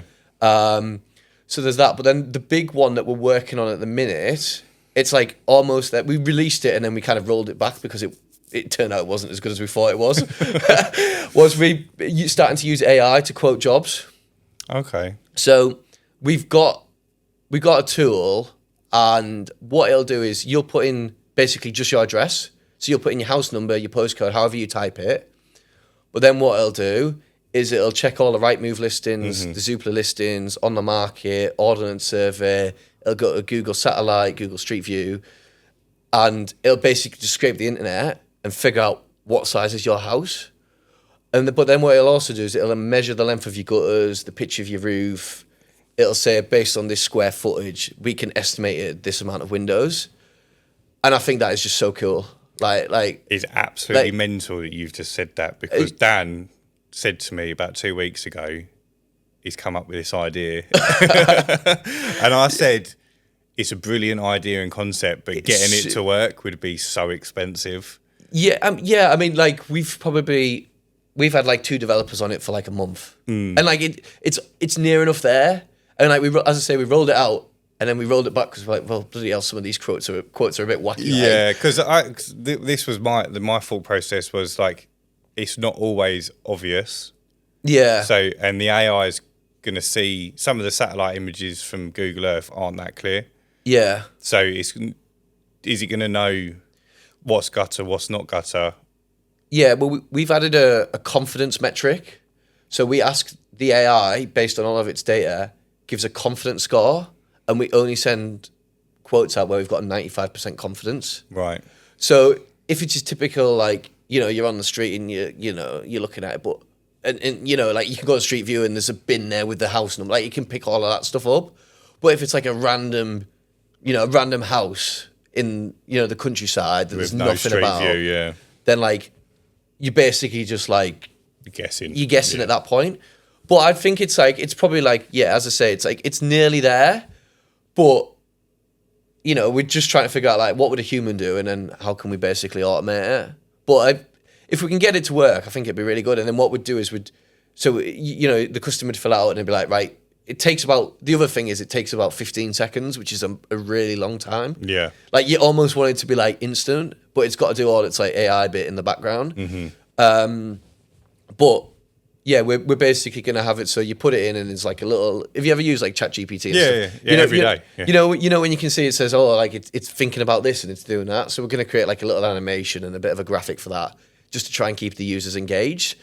But then it'll show the price and it'll be like, right, this is the price for your windows, this is the schedule, price for your gutters, price for your fascias and your soffits and whatnot. And then literally just like select the options that you want. But there'll be no like, you know, what size house is it, you know, bedrooms. Yeah, it doesn't need to ask any questions. We've got screwed over by that. So like customers just like misdiagnosing the houses and like it happens a lot. We had one today. Yeah. Elliot's turned up to clean it. It's got, they've said they've got a skylight. They haven't lied. But the skylight's about the size of this room. Yeah. It's like, it's like a conservatory roof. Like we've cleaned smaller conservatory roofs. And it's a case of like, how do you quantify? Like, there's a lot of stuff it's really difficult to quantify with window cleaning. But I think with the tech and AI and stuff like that, like, it's incredible. And if you can get it to work. You can also link it up to, like, metaforms as well. So, you like, as, like, a metaform, it can be like, right, what's your, you know, like, your address line 1 postcode.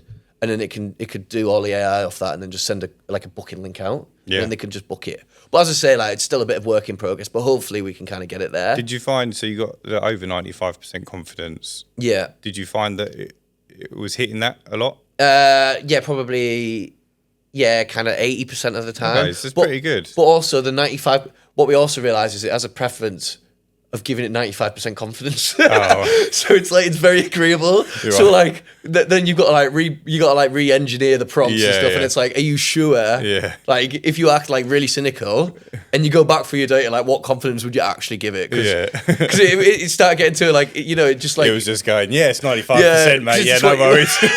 Literally, yeah. And we're like, no, I don't think he just wanted an easy day at work.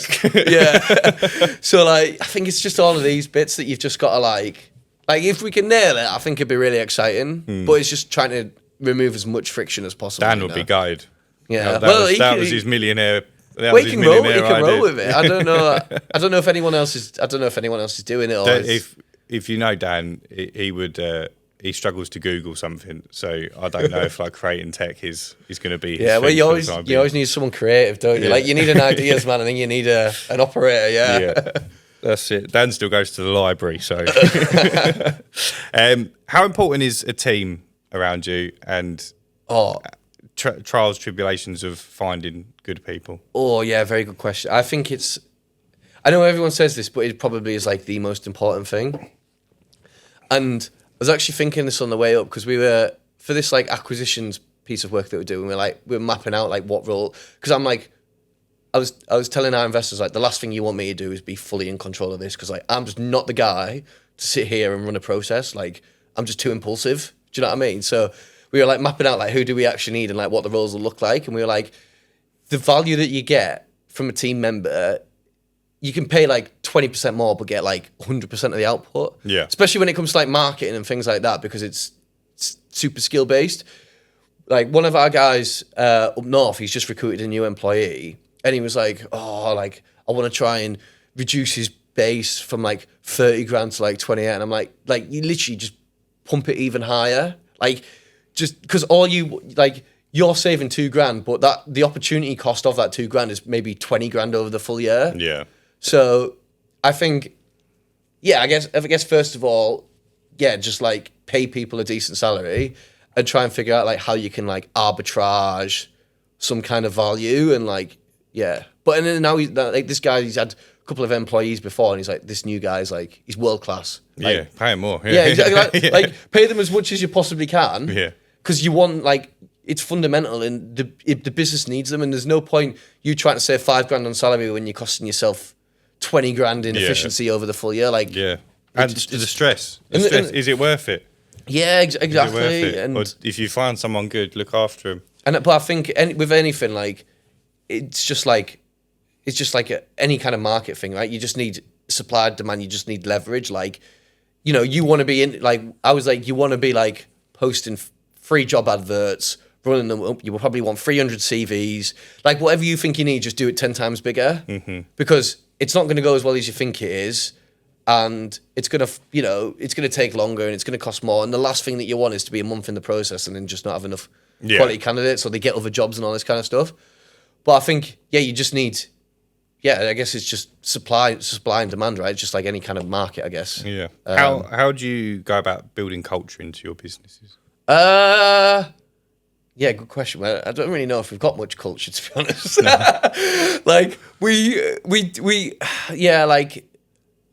there's a lot of I probably only personally know like 15 of them, 20 of them. How many are there in total? Our internal team, including the devs and stuff, 20. Okay, just the internal team. You can't really build culture with. All of the window cleaning. There's all of the originals, and then some of the first. We've got each other. Yeah. They just eat. We'll have a bit of crack and stuff like that. Yeah. But the majority of them, it's just physically not possible to But in the internal team. Yeah, I think we have a catch up. We have a video call once a week. Are they remote? Are they? Yeah, everyone's fully remote. Besides ops manager, and he comes in every other Tuesday. So you've got an office up north in Acre, and then might be moving as well. You're in there on your own most of the time. Honestly, mate, I actually just love it so much. Honestly, people are like, "How come you're in your office 14 hours a day?" And well, I'm in the office 14 hours a day, but I'm definitely not productive for 14 hours a day because I got a sofa bed. I've got the that's the sofa bed downstairs. Mate, it's just still here, and I'm like, why would I want to go home? You know what I mean? I won't say that because my wife sometimes does. Yeah, but we're all near enough fully remote, and we're just I'm just as long as your numbers are all right and you're doing what you say you're gonna do, I'm super flexible. Yeah, if an hour one-to-ones every single week, everything's green, then just crack on, and I don't really need to hear from you for another week, and it's effectively my role to make sure they're good at their role. Yeah, they're all everyone now is so much better than I was in their position, and I say to them, the worst thing that can happen is I come in and try and get involved. For your own sanity, you're better off just trying to keep me out of it. Because I'll come in and just say, what about this? What about this? And they've already thought about it all. Yeah, you know what I mean? And then sometimes there's things with industries, specific knowledge where it's I've been out there and I've canvassed and you've done all these kind of things. So you, if there's anything kind of technical on that perspective, you kind of needed. But I'm just you focus on your thing and just go super deep in it and just do it the best you possibly can.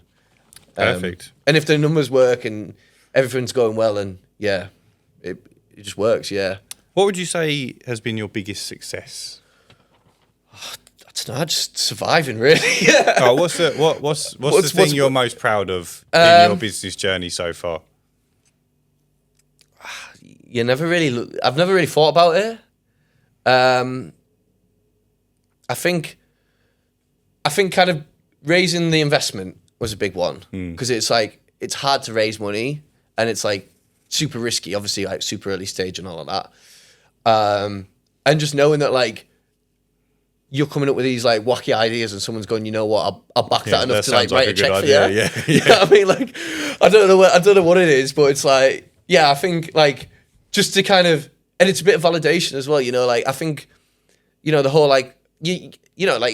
I'm sure you do as well. You spend so much time in your own head and you come up with kind of like we said about Daniel, you come up with all of these things. And it's quite nice to say it to someone and they go, oh, you know what, maybe it's actually not a bad idea. As wacky as it is, I get I've been told several times that we're just not thinking big enough. We're not going, it's all just too too small. Yeah, but I think it's you're always just chasing the next thing though, aren't you? Yeah. When you have one van, you're right, it'd be wicked to get to 3 vans, and I'd be making 60k a year for not doing anything, and it's right, 3's to 10, and it's right, well, how can I go? You know what I mean? You don't take enough opportunity. You just don't look back. I'm sure you're the same. Right? But I think if you didn't have that mindset, you wouldn't be in the position. If you were happy with 1 van, then you wouldn't have the 3 vans. And you wouldn't want to keep bettering yourself. Absolutely. It's an inherent kind of it's like an illness. Yeah. Yeah, like a mental illness. Literally. Let's call it how it is. Yeah. On the flip side of that then, what would you say your biggest failure is? I don't know. We've lost a lot of money at times. We're still not because we're going for scale, we're still not we're not loss making anymore, but we're also not profitable, kind of operating, kind of break even. But there's times when I've been like, right, let's just go. I'm like sat there and I'm thinking, right, there's just no way this is going to fail. And then you do it and then you lose like 30 grand in your month. And that was just such a terrible idea. And I've had and then you're looking at cash flow and you're like, bloody hell, I shouldn't have done that. But I'm like, it's all just funny. Like, it's all just part of it. It's not real, is it, really? Let's face it. You're just like, let's try this. Yeah, let's try. Yeah. And I'm like, oh God, like we had this idea once where we were going to like sell investor franchises. And to be fair, I sold like 6 of them where effectively like an investor would buy a franchise, we'd manage it, and then we'd just give like a revenue share. Mm-hmm. And I was like, God, this is wicked. This like, I'm going to sell like 100 of these within the next year, and they were like 25 grand each or whatever. And then just only sold 6 to the 6 people I don't know, and then that was it.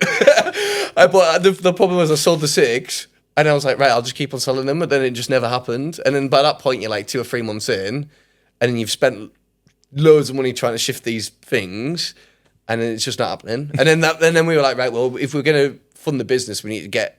Then we went down like the equity side and kind of raising kind of like shares and all that kind of stuff. Really. How much equity do you still own? Well, we're doing a deal. Once we close this deal, I'll be like just north of 50%. Okay, so you're still majority. Yeah, because the thing is as well, like investors are like, they don't want like, if I get disincentivized, it's also a problem. Yes. So they're like supportive, but they're like, well, we also can't screw up the future. Yeah. Because if someone's going to come along later down the line and be like, right, I want to write a bigger check, but I want 20%, and it's like, well, the person that's running it, they're only going to have like 5%. It's like that you could just walk away and they're relying on it. Yeah. Kind of. So it's like, I think raising investment's one of them things. It's like, it's hard to put a valuation on it, and there's probably no way of doing it, but it's like, how much money do you need? What are you going to use it for? Where's it going to get you to? What's it going to be worth when you're done? What's the exit potential in the future? And you like pull all these like external things together, and it's like, well, this is just kind of the number that needs to work for us and you, and vice versa. Have you got so the next question is, have you got a vision for the next 5 to 10 years? But I'm going to change that question a little bit. Have you got an exit strategy? Well, I think for us, we want to get to 100 million. Yeah. 100 million's like the number. That valuation. Yeah, valuation, yeah. So I'm like, I think we can probably get it within, depending on how this, as I say, like, this is purely speculative. Like we're only like marginally on the way there. We've still got so much to figure out. But like the big vision is like, we sell a lot for like 100 million over the next like 3 to 5 years.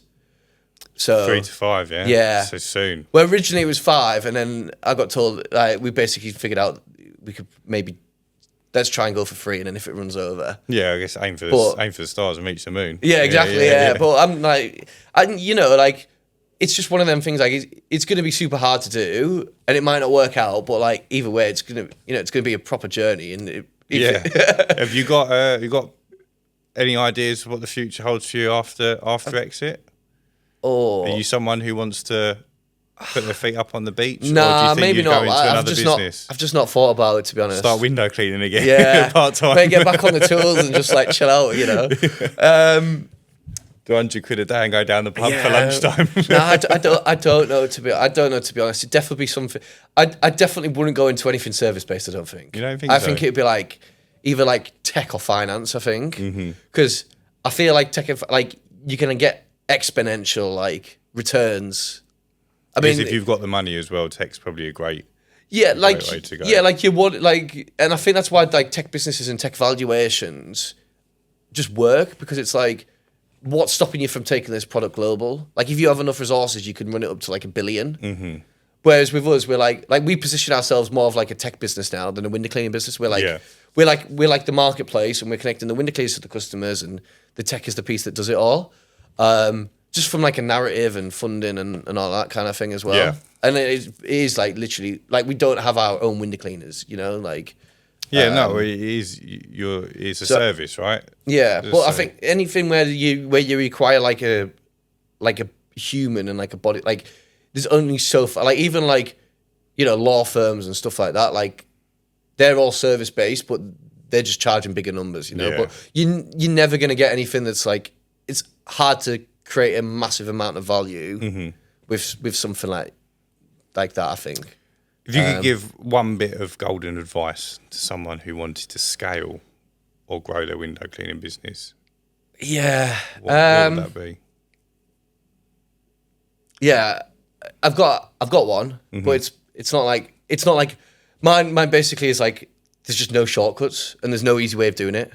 Like there's no golden ticket and there's nothing like I've tried all sorts over the years and like there's just never and like I might have not tried everything. There's be loads of ideas and stuff, but I'm like there's just not an easy, quick way of doing it. Like you literally do just have to put the hard yards in and you just have to hustle and you have to just be like, right, I'm not going to take a salary for the next like 3 years, but like this is what I want and I'm going to track it. And like, you've just got to put the graft in, which is not an answer. I think people always want like, they want like a... Yeah, we all want that. Yeah, but I honestly, I just genuinely think now, I was thinking this on the way up, I was just like, I just don't think that, like, there literally is no shortcut. No. Like, if you look at like everyone that's like in the industry that's like they've literally just grafted, and they've put the work in and they've hustled and like they deserve the results because they've done really well. Absolutely. Absolutely. But I guess another piece kind of leading on from that is like, and I've probably only learned this over like the last year is like everyone tries to give you advice, right? But I'm like. What I do now is I just listen to everyone's advice and then I just pick out of it what I want. Because like so many people will go, oh, do this, do that, and they're like, they've all got the best intentions of telling you it, but it's their way of this. It's their success, isn't it? It's not necessarily. And when shit hits the fan, and you're looking at your cash flow and you're like I need to dig myself out of this. Like it's gonna come back to you, and they're not gonna go, oh, like I'll help you out, mate, because I gave you that idea. Like, and you just need to take 100% accountability over everything. I think like accountability is massive. That's a great. Don't go searching for excuses. Like there's literally just no excuses. You just need to get in there, hustle, grind, and then you'll get the benefits. And like it's I also think it's if you work hard enough, it's impossible to fail. Do you know, like you can literally just work, especially with window cleaning. Like if you try something, you can just be like, right, well, I know I can go out now and I can knock 20 doors, and every 20 doors I knock, I get one customer. And then all you need to do is just knock more doors to get more customers. And then if your employee, you have a problem with employment and stuff, it's like, well, where did that go wrong? What can I do to get it? Yeah. Like there's just in any shortcuts, but yeah, there's a lot that you learn and you get experience and all of that, but there's just not a golden ticket, I don't think. No. So I'll just something just popped into my head with your exit valuation, 100 million. Yeah.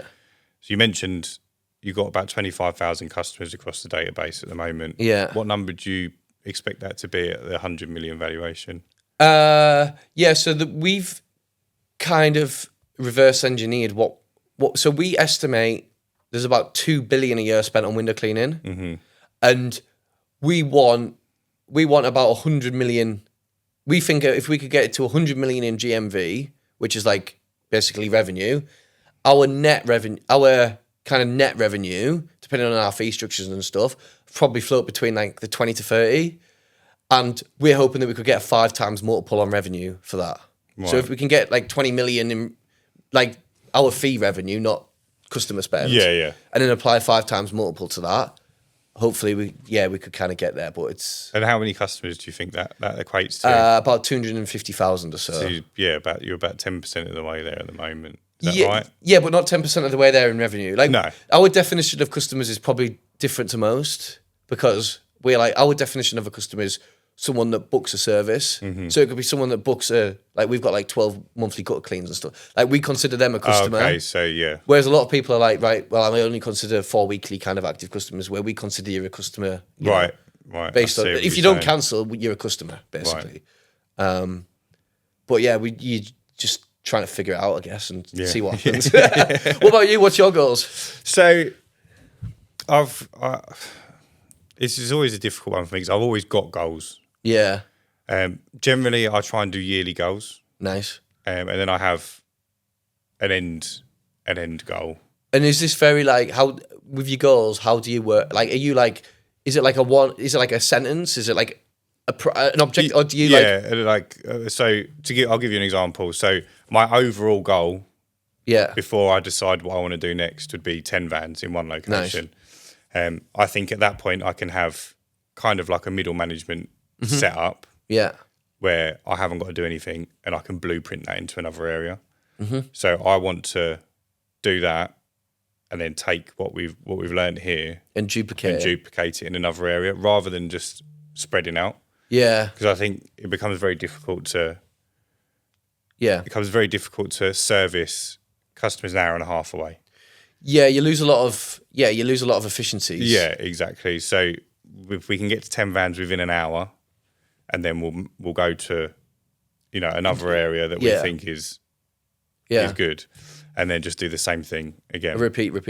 But and again, I haven't put a time frame on that because I find it very difficult to do that. But then I set myself yearly goals. So the goal I set myself in January this year was 500 customers by the end of the year, 500 new customers. You think you'll get it? I've done that already. Oh, wicked. Congrats. Yeah, I've done that already. So that's great. But then I amended that goal halfway through the year. Yeah. When I got to, when I was getting to the point, and I put, right, we want 1,000 by April. New ones? No, total. So from the beginning of this year, 1,000? Till April next year. Yeah. So now we're running a little bit behind on that goal.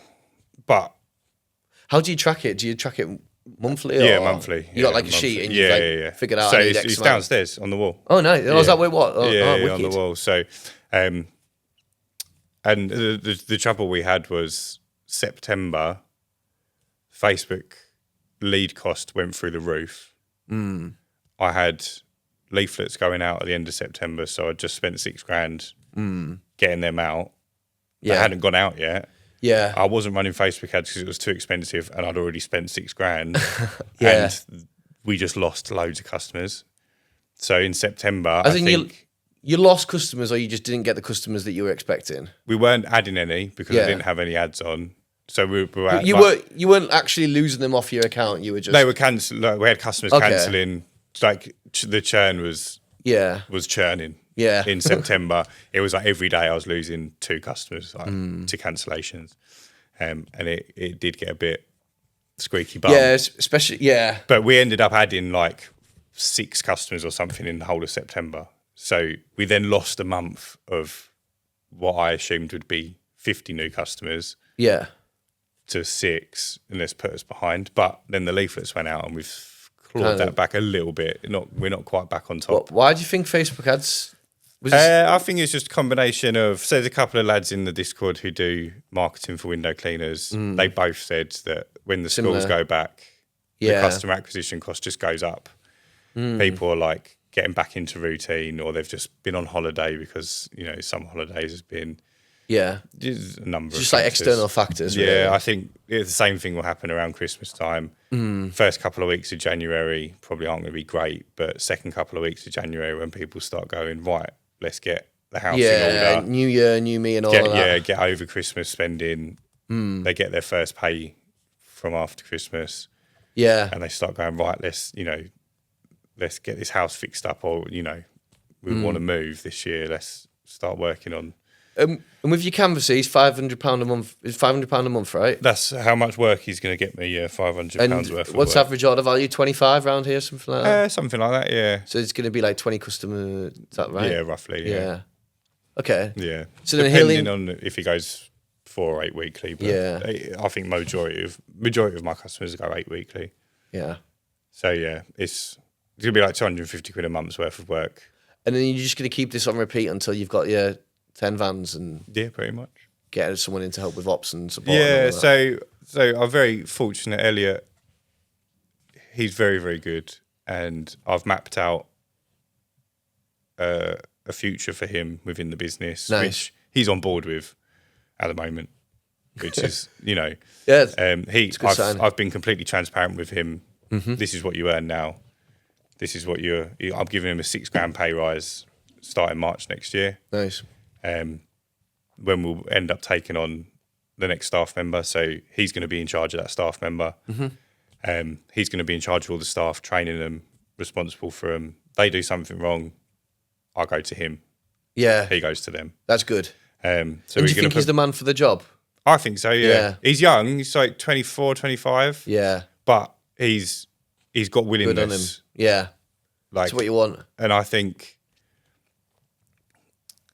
he can definitely fill the boots. Definitely. Yeah. Because I think this is I think you can mold him into how you want him to be. Like, if he's not had any managerial experience, you can kind of start him from scratch. Whereas if he's not coming in with any bad traits or no, and I think not thinking like he knows it all. I'm trying to manage him how I would want him to manage the staff. Yeah. So I'm quite laid back, and I'm very much. You give me the respect and get the work done. Yeah. I give you the respect, and you can go home early, not a problem. Yeah. But also, it's like, if you don't get the work done, like there's a problem. Yeah. And it's going to be addressed. It's not going to be swept under the rug. And yeah, I think that's just the best way to do it. Yeah. I had a similar chat. So all of our first lads, they were all my mates to start with. And like, obviously mates in business, it's like, you hear loads of horror stories and that. And I said, literally, like, this is how it's going to work, lads. Like, if you've got a problem with me, tell me about it. If I've got a problem with you, we'll tell about it and we'll just figure it out. Yeah. But like, the last thing that is ever going to happen is we're going to fall out about it. Yeah. And like, we've just never had an argument or anything. No, like, I find it very difficult to fall out with people anyway. Yeah. Like, we've had like, I've been like, listen, like, what you doing? Like we went through a period of like proper being on it with them with reschedule, and like, because they're all like at the point they were also at this point where it's like they've got like 2 or 3 vans, and it's like the next one's always a bit of a jump, and then if something goes wrong, like. So anyway, at one point we were proper on it with them. I was like, listen, lads, like, these are just your KPIs, and they need to, like, this is what we're working towards. And if you can get this to work, then you'll have our support, and we'll just back you as far as you want to go. But if not, then like, you're gonna have to have a think about like, do you actually want this or not? And they've all figured out, like, they're all wicked. Yeah. But I think you just got to be honest with them, haven't you? And have the conversation. There's no point. I think. I see too many people trying to be the boss. Yeah. You have to be the boss to a certain degree, but at the same time, it's like, this is where we're at. Yeah. We're a small business. We have to work to earn money to pay this, and this. Here's what I'm spending to make sure that you get paid. Everyone else gets paid. Here's what I'm going to pay you if you do this X, Y, and Z. Yeah. Like, just be completely transparent. Yeah. It's like, it's good for morale as well. Yeah. Right? Yeah.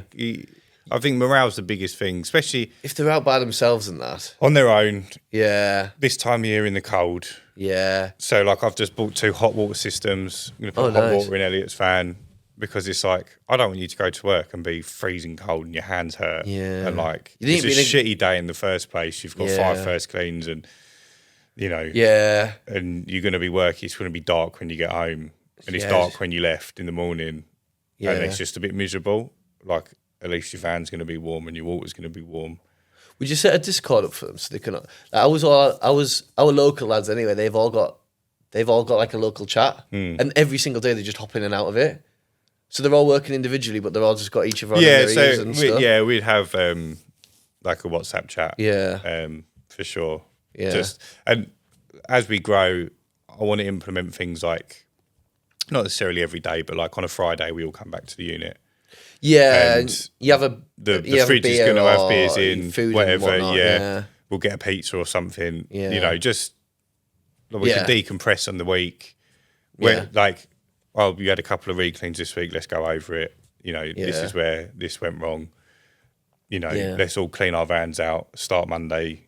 Fresh. Let's load up for Monday. Ain't got to worry about coming down the unit over the weekend and stuff like that. And I think just like the stuff that builds culture in a business. Yeah, I think people want the leadership as well. Yeah. Like people want a boss, like they want to know what good looks like and what you expect from them. Yeah. So it's like... If I'm here turning up, they're going to be here turning up. And like you got to lead by example and all exactly, that, innit? Exactly. And I think as well, it's very easy to, particularly as you get a bit larger. So we had, like my last business, we had 25 staff members at one point. Yeah. A lot of them are part-time, but I gave Elliot his first job. in that business. That's how I know him. And it's very, very easy for staff to come in and so we're like a wedding events business. So they would come in at 3-4 o'clock to pick up the van to go to the wedding to set up for the evening. Very easy for them to see us sitting there doing nothing. Yeah. But I always made sure I was downstairs sorting vans out or tidying up or just so when they turn up, they can see that we're still doing something, or like I'm getting ready to go to an event myself. Yeah. And it's like, well, he's doing it. Like, You don't want them to think they can just. No, and it's like you don't want them to resent the fact that you're not doing anything like hard work. Yeah. They don't know what you know. Yeah, they don't. Yeah, but they don't know you've been up since 7 on the computer and your eyes are burning because like just looking at spreadsheets and data all day. And you don't know if you've got enough money to pay them at the end of the month. They don't know that. They just see you sitting on the computer thinking you've got it easy. Yeah, earning all the money. Yeah, and it's like I haven't paid myself in 10 months, so it's like who's getting all the money? It ain't me. Yeah. I think it's good though, isn't it? It's good to have the honesty, and like we have our weekly catch ups and stuff, and it's like it just feels like such a because we are like right. Has anyone got any idea? Because like these are the people like on like they're inside the ones, it, yeah, they're on like the front line, so it's like, and it's always a good opportunity. Like if anything's not right, it's like you're not pulling them specifically to talk about this specific issue. It's like this is the once a week when we can discuss things or whatnot, and if there's nothing going wrong, then champion. But if there is, then we can kind of discuss it without having like a formal like exactly, come for a chat and all of that, I think it's good to like in that environment as well talk about it, because like someone might have a great idea, and then someone else might be able to just add to that point, with inspire them, and exactly. So I think it's good, and that's where I want to go. It's more important for me to build a strong foundation than it is. Like, as much as I'd love to have 2,000 new customers tomorrow and just work it out, if the foundation's not there, I just think it's going to fall apart. So everything I'm working on at the moment is just making sure Elliot's like completely sound for the job, like he's confident knowing what he's doing. So he called me today with that job that had the big like Connie roof skylight. And he's like, mate, this has got to be more money. So I said to him, I completely agree with you, but how much more money? Yeah. He's like, well, it should be 60 quid. I said, justify it. Yeah. Because ultimately, I'm not going to these jobs all the time. Like, you've turned up to this one, it's a first clean. I've just booked them in based on what they've answered. Yeah. So I'm now telling you that they've told me they've got an extension, but they had a flat roof and a third story. Yeah. And they told me they've got a skylight, but really that's not a skylight. That's a glass roof. So it's then going to be your job to have a conversation with the customer pre-cleaning it. Yeah. And say, listen, a couple of things, the system works on, based on the information you've given us. It doesn't know that, yes, you've said you've got an extension, but you've got 2.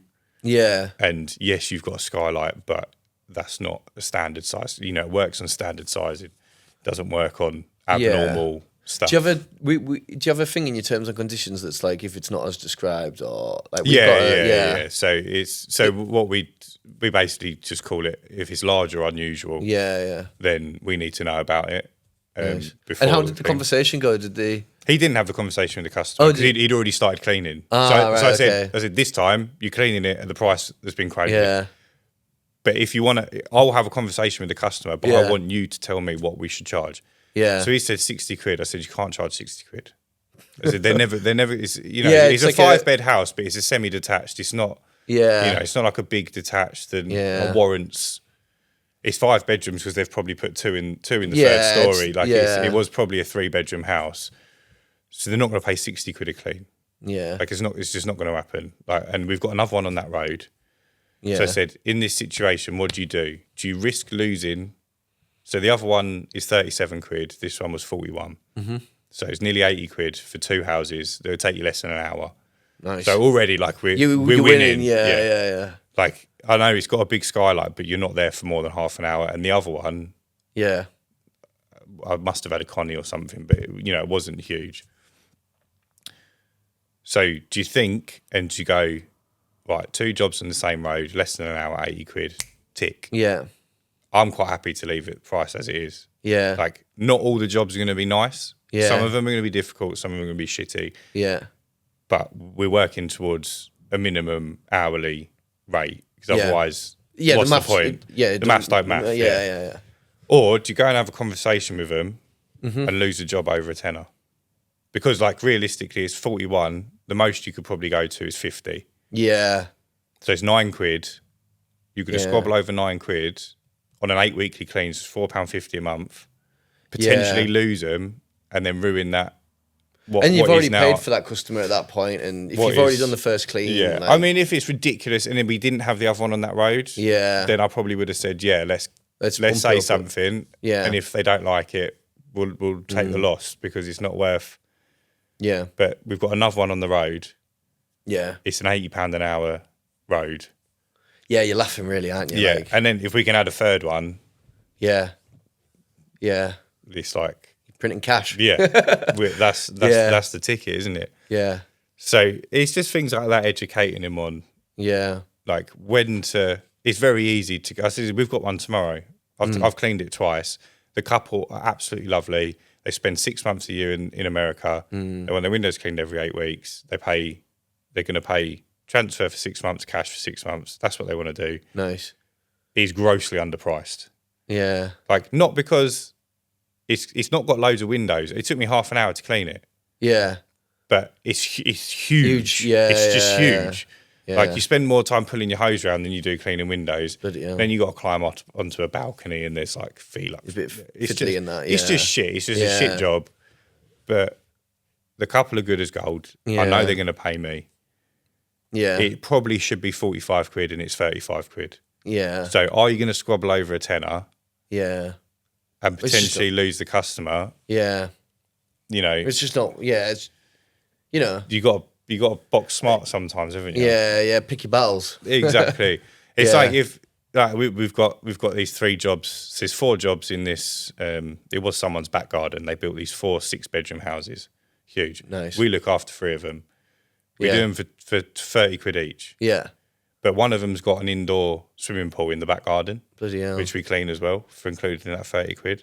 One of them has got like a sun terrace that you got to get on and clean. The other one's got nothing, but they all pay the same. Yeah, because they've always all paid the same. They probably should all be 60 quid each. Yeah, they're huge. Yeah. But it's like you're there an hour doing 3 jobs. Yeah, for 90 quid. Yeah, it's really not that bad. No, just. Don't get too greedy. We've done that for 3 years. Yeah. I was hoping to pick up the 4th one, but who's doing that? An enemy window cleaner. So basically, my father-in-law used to clean all 4 of them, right? And then he died, and obviously no one serviced around for like 6 months. And in those 6 months, this 4th job had gone out and found another window cleaner who came to do all 4 of them, but the other 3 didn't like him. Oh right. They basically just went, "You're something wrong with you. We're not using you."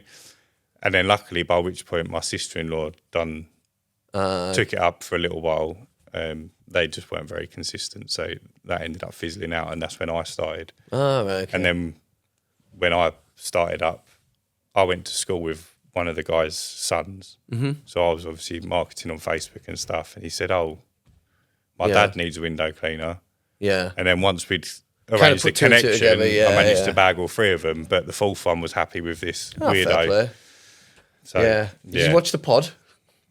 I hope not. I just called him a weirdo. Be all right. Yeah, I don't think he watches the pod. He was what I would class as one of the window cleaners you couldn't quantify in your 185,000. Yeah. I doubt he's on Facebook or on Spotless or... How many individual viewers... Obviously, don't say if you don't want to say. How many individual viewers do you think, like unique viewers, do you think you've had over the whole period? Does the YouTube and Spotify give you that or not? YouTube will give us a lifetime individual, yes, which I can tell you, and we get like certificates from the podcast. Do they? Oh, like you know, they're not physical ones, like digital certificates when think you'll get your YouTuber subscriber pack, like your 100K? I doubt it. I would be shocked. So in the last 365 days, we've had 85,000 views on YouTube. Nice. Lifetime, hang on. 98,773, so just shy of 100,000 views on YouTube. And I'm pretty sure we just got our 45,000 listens on audio. Oh, wicked. Congrats. Badge, so. Road to 100K. Yeah. But we are... So we started in the September, so we're probably 2 years in now. Yeah. Yeah, just... It's good to see, though, isn't it? Just over 2 years in. And like anyone who's looking at making content online, consistency is key, because for the first, 14 months, no one watched this. Yeah. And then it was the Expo year one. Not year gone, year before. Yeah. Yeah. That we got a lot of traction from then. And the video we done on the Expo was done really well. Good. And then it grew quite quickly. And then Expo, this year, we had a stand and we were just mobbed for the whole time. I've seen all the clips. Just people wanted a piece of the Uncleanables. We had one point we had 3 people deep queuing to talk to us. Wow. But it was we just didn't have enough time to talk to everyone. Yeah. And then we didn't manage to get any content. Yeah. Because we were too busy chatting. It was a great experience, but this year we're just gonna go as guests and get content. Yeah. You're going to get a stand, or are you just going to free roam it? No, we're just going to free roam it. Get as much content as we can. We'll go on Thursday night again. Nice. So we get there as much time as possible. We'll do the road trip vlog because people love that. Yeah. Bit behind the scenes. Yeah, try and get a couple of interviews with people. Nice. It's a proper grind content though, isn't it? It's very, very difficult. Yeah. I'm hoping they do a really good deal on the Waterworks. Manual reels. Give them a shout out. Yeah. Sure, there's a deal to be made there. Basically, I've got 4 electrics, two double stacks. So I've taken 2 out of 2 vans and put 1 in each van. But then obviously to do that and still have a spare manual reel, which is really what you want in case you need to double up or something goes wrong, I need 4 Waterworks manual reels because they won't fit on the frames. So 4 Waterworks manual reels and 2 more frames, because I've already got 2, is $2,000. Yeah. Crazy. They're wicked though, aren't they? They're so good. Bit of kit, I don't think I could go back now. So where I haven't got electric in my big van, which is generally what I end up going out in, because there's not a day where I'm not doing. So tomorrow I've got a carpet job, so I've got to do a carpet job in the morning, and then I'm going to do a bunch of windows. So it's there's no point coming home and changing vans. I just stay in the big van. But it's got a manual hose reel. How do you find doing a bunch of different services? It's not been too bad. Do you enjoy it? Yeah, it's nice to mix it up. But once I made the decision to really grow the business, and it's funny, someone pointed out that on a podcast we done 7 or 8 months ago, I said about wanting to get more ad hoc work. Yeah. And now I'm I just want window cleaning customers. I don't even want them to book gutters. Yeah. Because it's just like an admin job for me. Yeah. Give me 3 window cleaning customers, no issues. I'll do the admin and getting them booked in where I need to get them booked in. Yeah. And finding a staff member to service. But add a gutter and my brain starts melting. Yeah.